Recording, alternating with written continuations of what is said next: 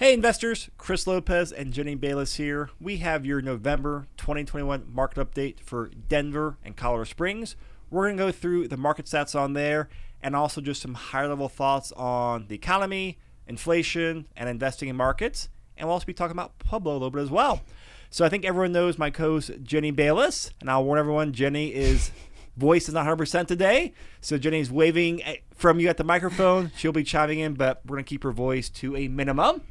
So I'll start with some Denver stats while Jenny gets her voice recovered. Bottom line with Denver, it's pretty similar to what we've been seeing for a while now, just an extreme seller's market.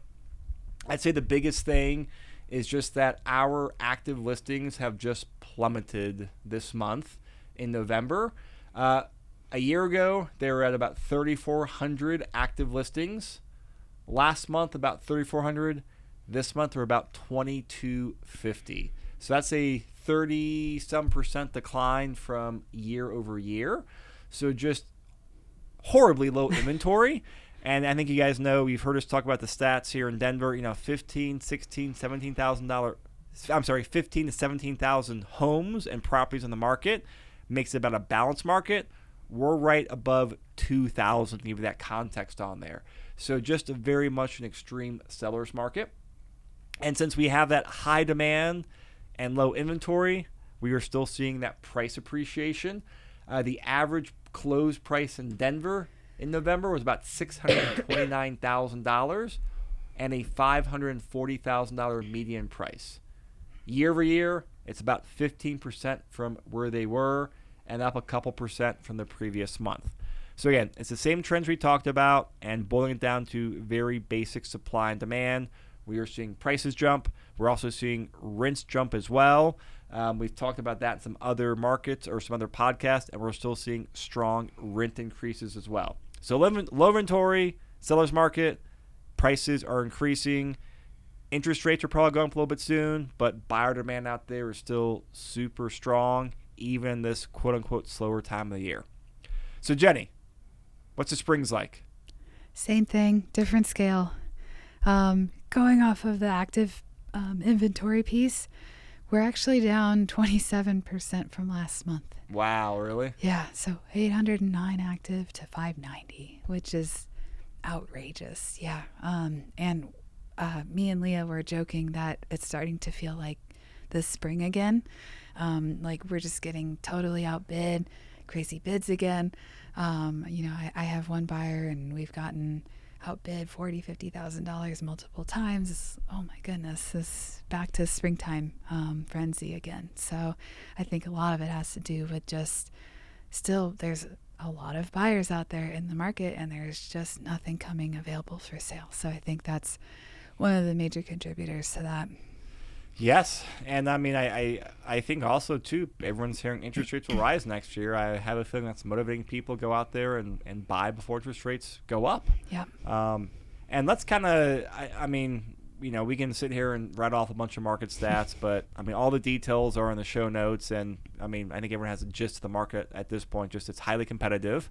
But really taking a step back to talk about just some bigger trends and also some different markets. What's going on in the market right now in general is that we are seeing inflation, creep up or go up now. I forget the exact stat. I'm sure you guys see in the headlines too, but, this is the highest inflation since like the early or mid 80s. I think the last headline I saw. So we are seeing inflation pick up.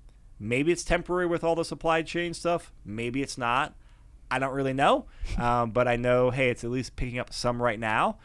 And if you look at historically speaking, real estate's a great hedge against inflation. I think that's a very important thing for people to keep in mind, do their own research on, but don't just get focused on how are prices appreciating or how cash flow and cap rates are compressing, because they are going to continue to do that with the market conditions, the market data we have. Supply is not changing, demand is increasing, and that kind of keeps us in the same environment right now. And so this is where I think it's very important, especially since we're starting to look at, setting goals for the next year and, end of the year and all that good stuff. How are you going to take the changing market conditions, and not just Denver and Springs and Front Range, but the general changing economic conditions? How does that impact your investing strategy? And I think it's prudent for people to incorporate in there because you can't isolate that out of what the market's doing. And you can sit and say, oh, well, I'm not going to buy until prices drop to here, or I want this amount of cash flow. And if you want to, hey, figure out your metrics, but you might be working on the sidelines for a little bit, but keep in mind on what inflation is doing. And I think, with all the market stuff going on right now, it still makes sense to buy. Why? Because the data points to prices and rents still increasing. We're going to see interest rates trend up next year, most likely. And the fact that interest rates are still very, very historically low, lock in cheap 30-year debt.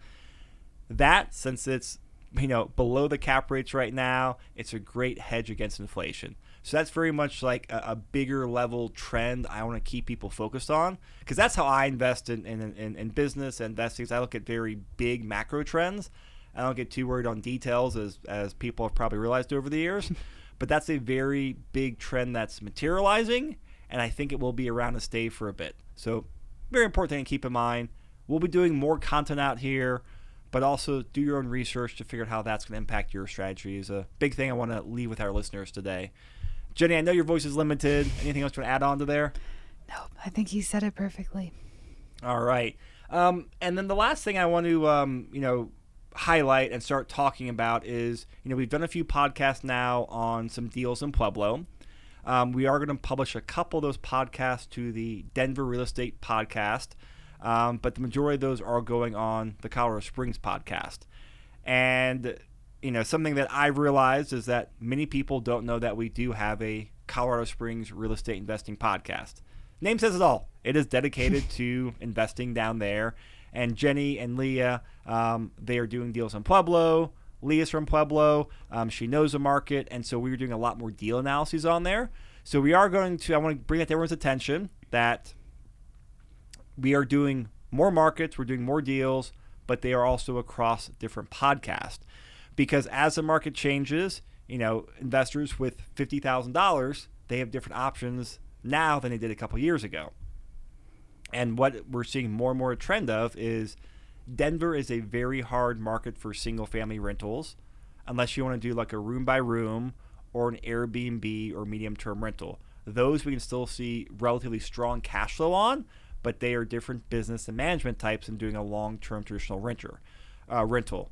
The single-family rentals on those, especially for detached homes, are just very hard to make work unless you have extra income through Airbnb, room by room, or like an ADU.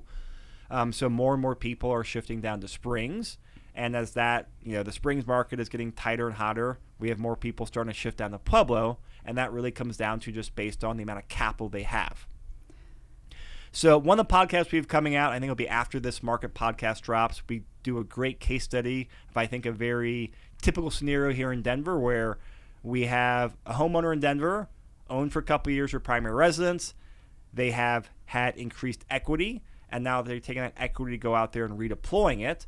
And this investor went down there and took the Denver appreciation and redeployed the equity in Pueblo, bought a detached single-family home around, $170, Jenny? Yep.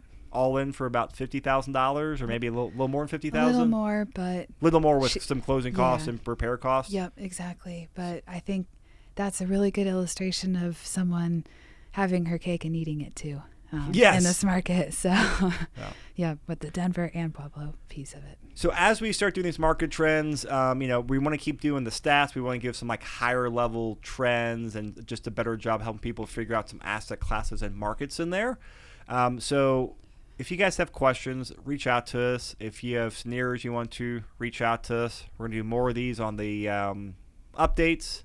We're doing more of the Ask the Investors, which we've enjoyed a lot. We've also gotten great feedback from people in the hot seat and also just listeners listening to them.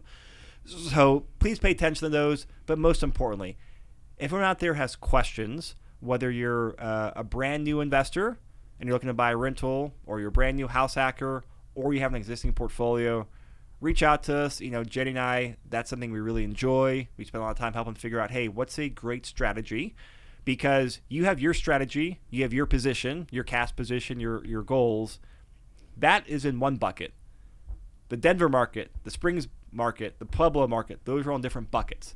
We can't really change those markets. So it's really learning, hey, we have a good feel on those markets. We want to get a good understanding of what your situation is and find out where the overlap in your situation is with the appropriate market and the cash you have to deploy. Because if you're looking for such and such return in Denver or such and such return in Springs and it's not realistic, we're probably not going to be able to help you find a property. But it's all about matching market conditions with your situation and figuring out, hey, what's a realistic market expectation? So please reach out to us. We love sitting down and talking to people. And as part of going into 2022, we've got big plans for just updating all of our content guides, investing guides to give people a better idea as to the markets and what's going on. So everyone out there, please give us feedback, but most importantly, please reach out. We're here to help you out. We love talking strategies because it's just a game and it's a fun game we like to play.